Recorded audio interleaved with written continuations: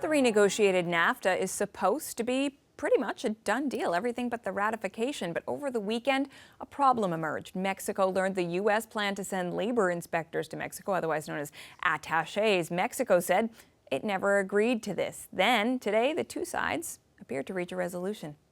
So you're satisfied? Well, yeah, satisfied. Yeah, very satisfied. Yeah. And I conducted the authorities in Mexico, and they're satisfied. So from potential crisis to satisfaction, what does it all mean for the new NAFTA? Is it still a go?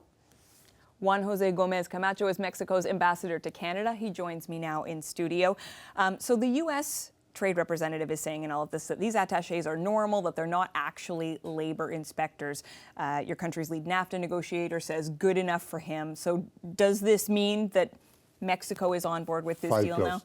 now? Everything is A-OK? File closed? It's clarified, file closed, we go ahead.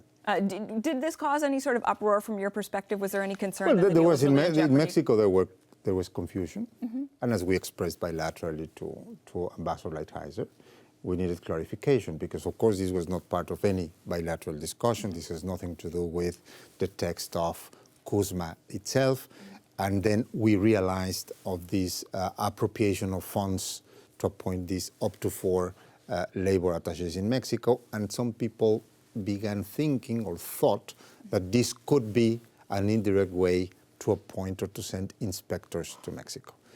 And the concern was that this was a bit of an affront to Mexico's Absolutely. sovereignty. Absolutely. And it was clarified. Ambassador Seade, our negotiator, traveled to Washington, met with Lighthizer today. It was properly clarified, and he even sent an official letter expressly, Lighthizer to Mexico, expressly saying these are not inspectors, these will abide by the Mexican legislation, and these will be exactly, their role will be exactly as any other agencies, attachés that are not only in the U.S. Embassy in Mexico, but in the Mexican Embassy in Washington or in the Canadian Embassy in Mexico and in Washington. And the main idea is cooperation, which is great, to monitor the performance and the evolution of the implementation of labor standards in Mexico, which is absolutely fine, it's perfect. That's what we all do. So good, file closed. File closed. Okay, well then we'll move on to another issue. There has been some suggestion that Canada and the U.S. have a role to play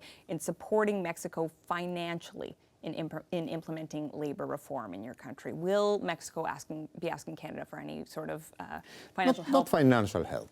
What sort of help? What we like is Canadian expertise. Mm-hmm. Something that we need to say more and be more clear in Mexico when we are explaining what this is about and why this is so important, the question of labor standards, is, as I was telling you before we started the program, that we don't want to become competitive at the expense of workers, mm-hmm.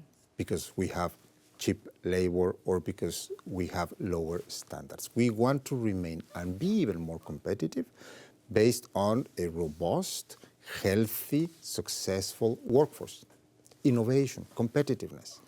And for that is that we needed these new standards, and we are very happy to have them. That's why we changed our legislation. So now, implementing this, which is a dramatic change from what we had in the past, it will require expertise, it will require experience, it will require capacity building.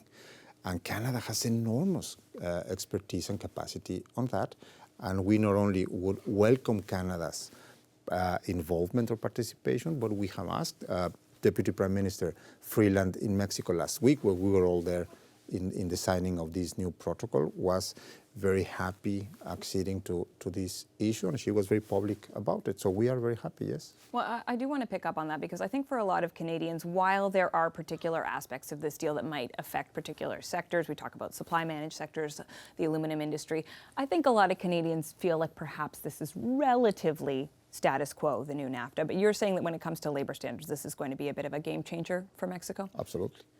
And not only on this, I wouldn't call it status quo. It's a true modernization of the free trade agreement, because NAFTA was signed 25 years ago. Trade was different. Products were different. Manufacturing processes were different.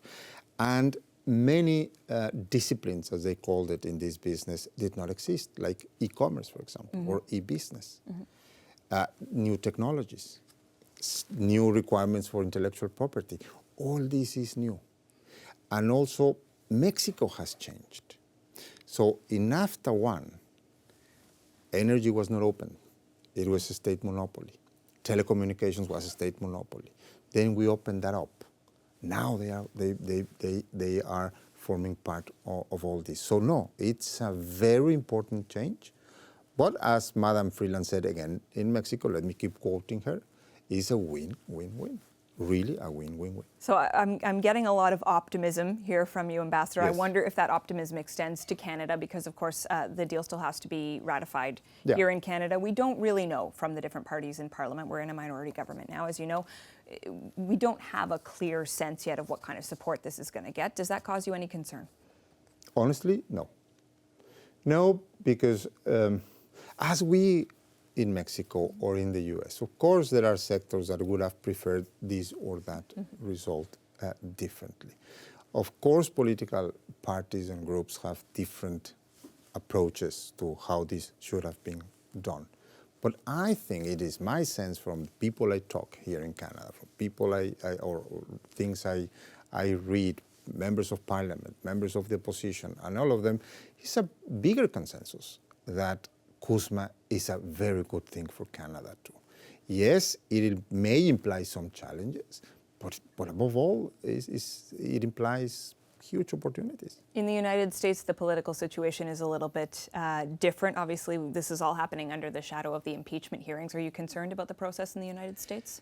That's why Mexico invested so much effort, political effort and time in remobilizing forces in the U.S. to get this done now.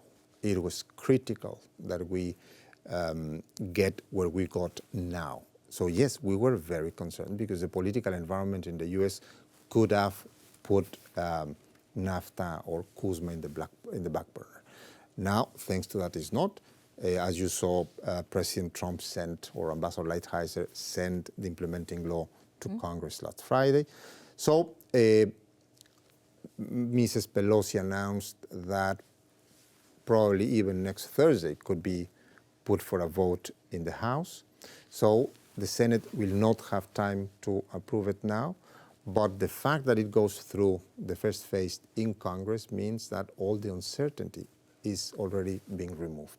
So now we are not concerned. We are very pleased, whatever it takes in the U.S. to conclude the full process.